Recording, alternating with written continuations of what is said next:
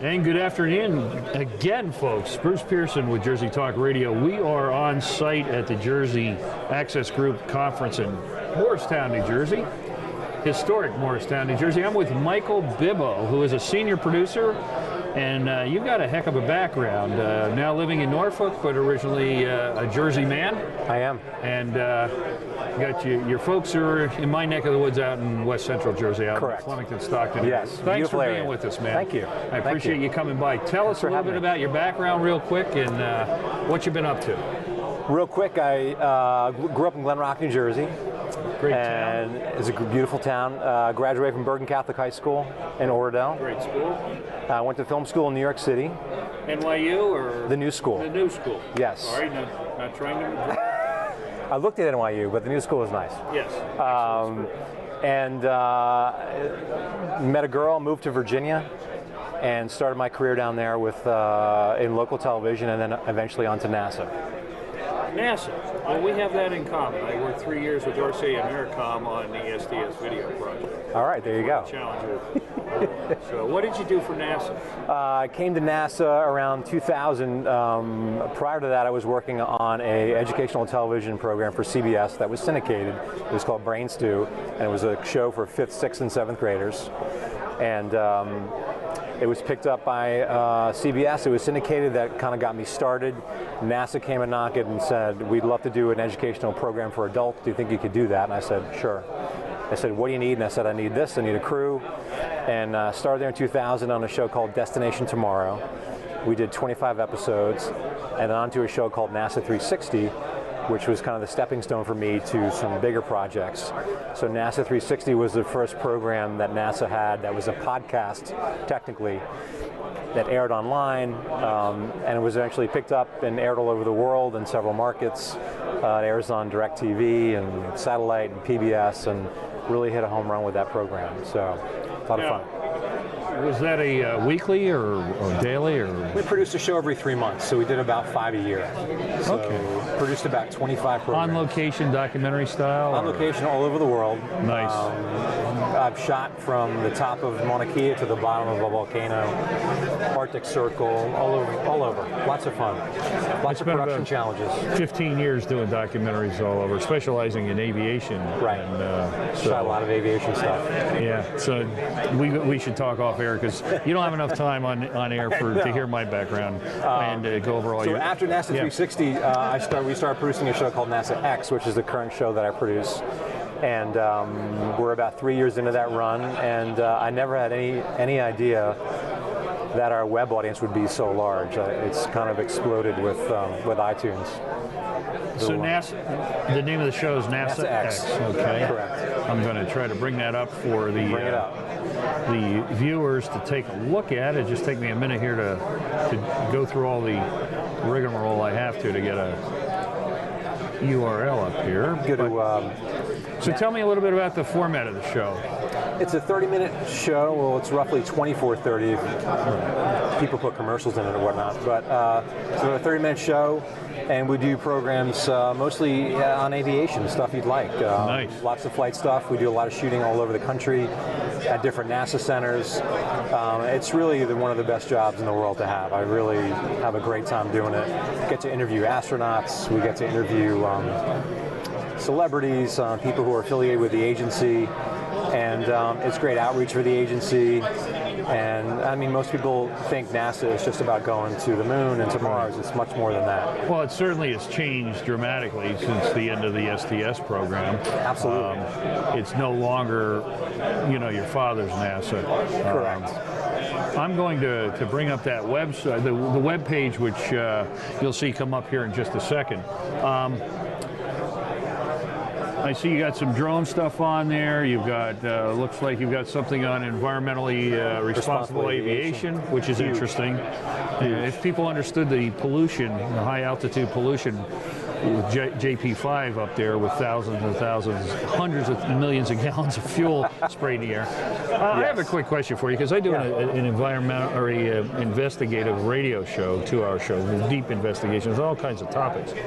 What is your knowledge, opinion, understanding of the chemtrails. Of chemtrails? Yeah. Well, we've had this conversation in the past. I figured you would, so there's no sense in not bringing up something very topical. I don't know. I would assume that there's some testing going on that we don't know about. Which is normal and but then reasonable. again, modern jet engines produce a vapor at a certain altitude, which is usually what you see in the air. So I tend to move in that direction, that it strictly is just a vapor. Well, in the high combustion. bypass engines, though, I mean the new engines are such high bypass Right. turbofans that they really, the air's a lot cooler than it used to be when Yes. the old ramjet style engines. Right. Scramjet and ramjet. Exactly. We've worked with Pratt & Whitney in the past on some new technologies for ERA. Really? And and their new turbofan is astonishing. I mean, it's that kind of stuff isn't for everybody, but when you put it in perspective, ERA is trying to cut fuel by 20%, cut noise reduction. That's a major issue. I mean, anybody that, I was shooting we were talking about that Food Network show in Montclair, and we're right under the departure for Teterboro. And you can hear so dramatically the older corporate jets that don't have hush kit requirements are louder than the heavy metal that's going out. And it's amazing the difference in the huge sound with the difference. scallops they have now on the turbofans. They're unbelievable. We did a show on X-48 testing in the Mojave Desert at NASA Armstrong, and they're testing scale models of the X-48, which is essentially a blended wing body type craft. And which was the prototype, if you looked at that blended wing they did for the prototype for the shuttle. Remember Boeing had that one? It looked like a block of wood, basically? Yes. There's still one of them around somewhere. And I don't think it's... Amazing stuff to film and see what they're doing. So the lifting surface is part of the body itself, right? The whole body is lifting surface. The engine's mounted on top. The noise is drastically reduced because you're blocking it by the actual physical fuselage. You can hold more people. They're talking about 400 or 500 people inside these things. Not everyone will have a window, but they'll have LED screens and all that kind of stuff. Virtual windows, and they'll be kept occupied. Right. Now, do you ever bump into, because of the facilities you're on and the topics you're covering, you ever bump into any stuff where they say, well, we really can't talk to you about that or don't take that? All the time. It's fascinating. Yeah. The common theory is we're 20 years ahead or more in black budget and off budget. So it's pretty hard to imagine what's going on in the experimental realm. Yes. And I look at, in the investigative world that Aurora, and so on. And Aurora's even long in the tooth compared to some of the stuff that's probably out there. I'm fascinated with some of the stuff that we research and interview, and I'll ask you this. These huge aircraft that look like probably carbon fiber LTA, which is very believable. I mean, huge fuselages and so on. The question is, how do they attain the described acceleration? We don't have any power plant capabilities that'll take them from 0 to 3,000 miles an hour in 2.5 seconds. That's the kind of creepy part about it. I mean, I could fully, having been a balloon pilot and having some dirigible time, I could understand with composites and carbon fiber and heavy lift technology that LTA stuff would really be very advanced if they so chose to do it. And certainly the Brits had that new dirigible. It's a heavy lift dirigible. It's got carbon fiber and high-tech stuff. Right. But how do you get a silent power plant, unless it's antigravitics or whatever, to go from 0 to 1,500 miles in a, So I know you don't. They don't. No, but they don't open the doors to you for that stuff anyway. So even if you were exposed to it, we've signed some documentation where we say you can't divulge what you've seen, and we usually do it anyway. But we've seen some pretty cool stuff. Now, most of it lightweight stuff. Your production company you go directly with NASA, or is it CBS?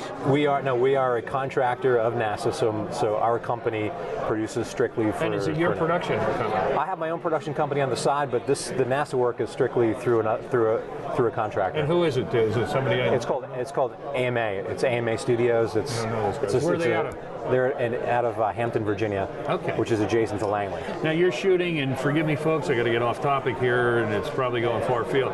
So you shoot film style, a couple cameras. What are you using for cameras? We're shooting in 4K on Wow. 4K cameras. Nice. Because NASA is going 4K, so they would really like us to start in 4K resolution.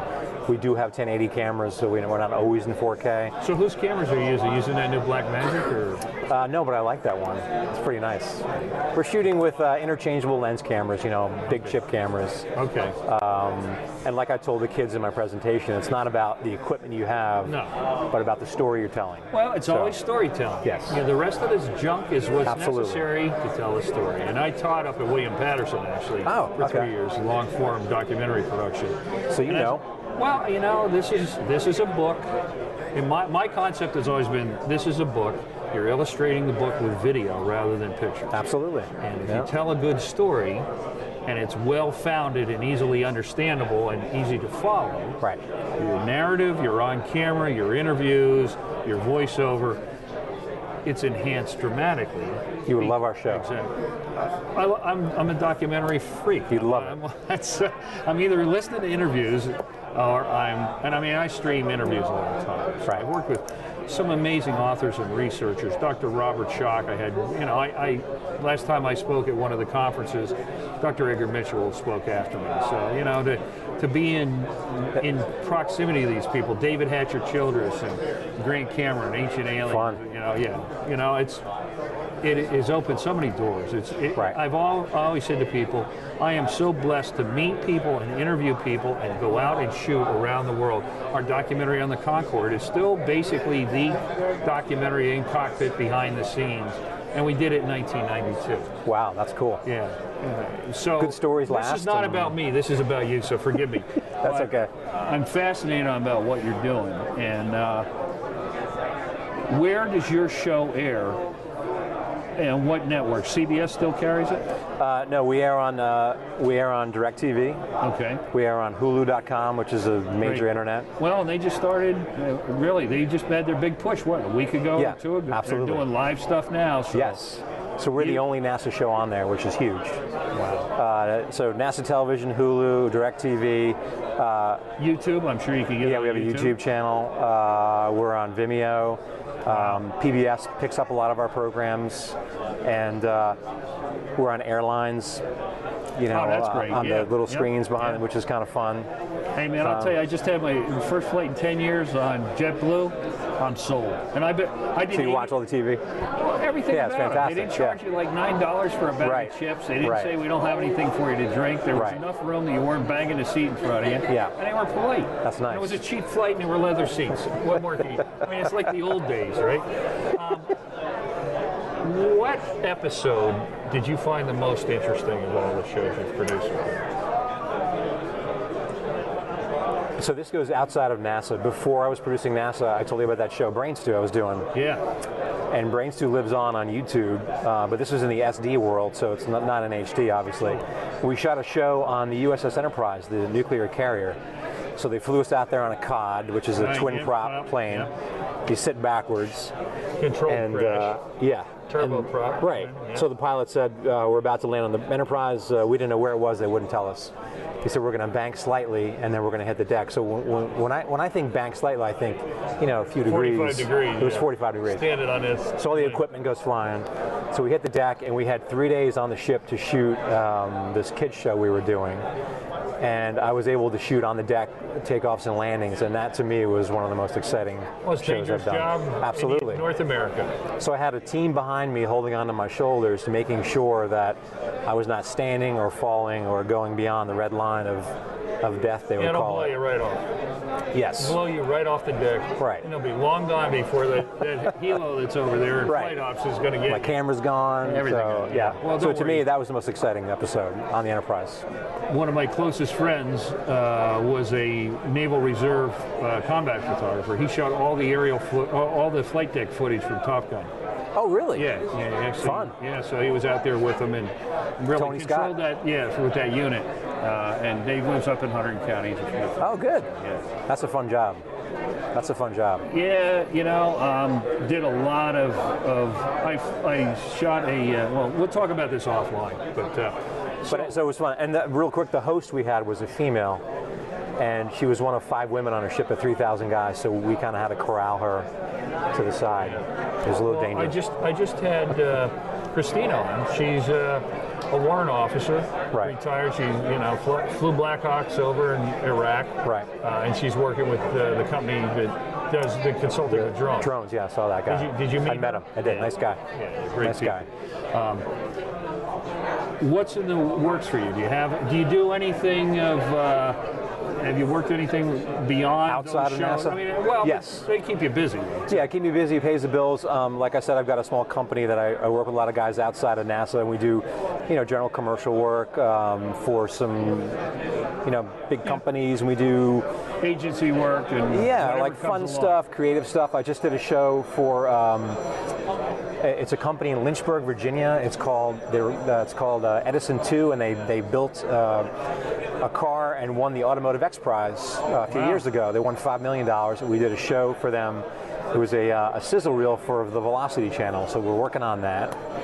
And what else am I doing that's fun? Just trying to, I'm shooting a film in July. Really? A feature film in Virginia, locally produced film. So that's kind of keeping me busy. DP or you shoot or just whatever comes along? He wants me to shoot. Yeah, usually it's shooting. Okay. But I'll DP if I have to. You do any corporate stuff to pay the bills? Or? I do. Yeah, I do some corporate stuff, but as long as it's fun. As long as it's fun. Not many. Those two are. Hopefully, my dad hires me for a corporate job soon. So, what's your dad doing now? My dad, he owns a compressed natural gas company, and he builds like stations for companies that run off the grid. That's interesting. I did it years ago for BOC gases. Mm-hmm. They were building modular glass plants, float glass plants. Oh, wow. So they wanted to show the first one built in Tennessee for a Nissan car plant. Right. So I went down for part of it. I sent a cameraman down, and he was there. It was supposed to be a week to put these modular sections together. He was there for 3.5 months. Nothing fit together right. Oh, wow. They kept paying, so I kept playing. But I don't know whatever happened to it. But they took our program, and it was a nightmare to cut it.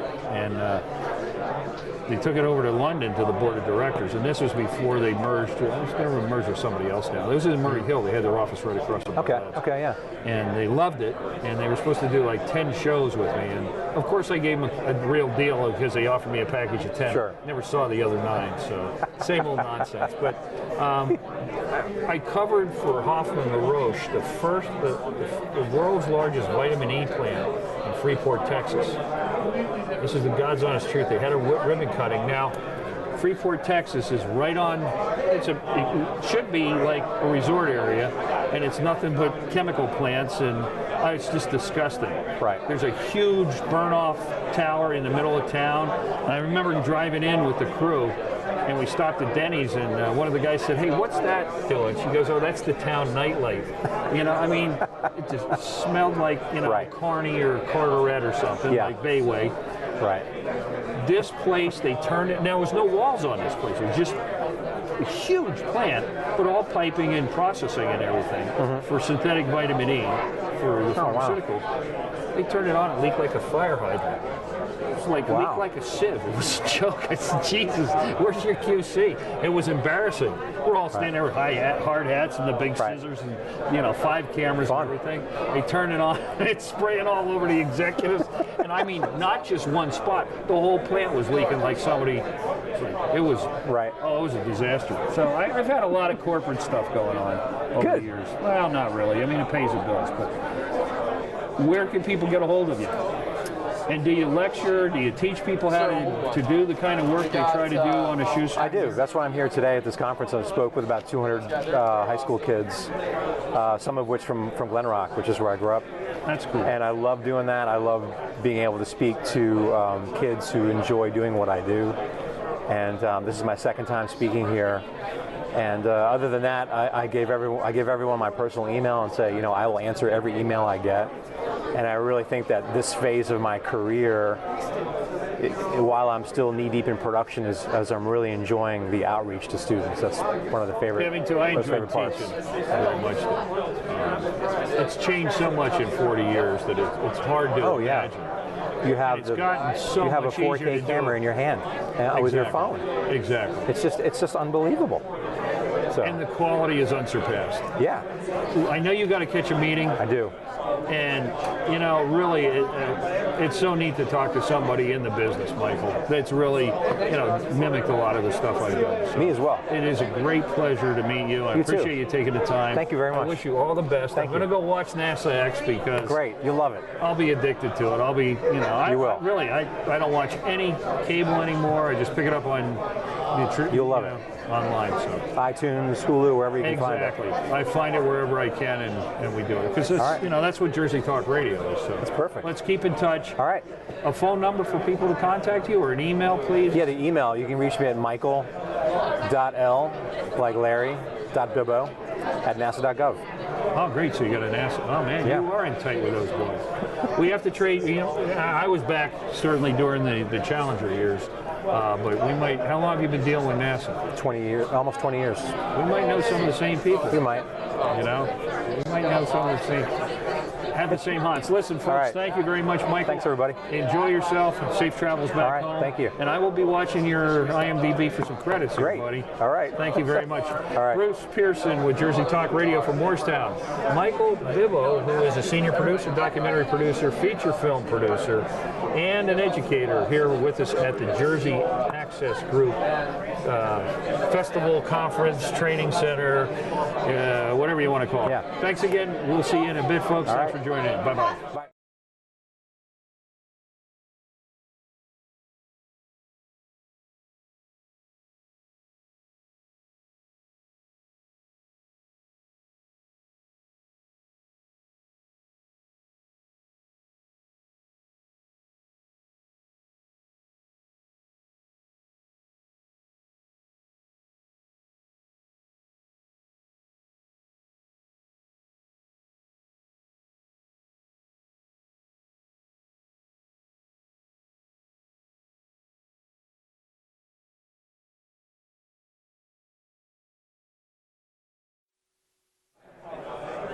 And good afternoon, Bruce Pearson with you on Jersey Talk Radio. We're live in Morristown, New Jersey this afternoon at the Jersey Access Group Conference.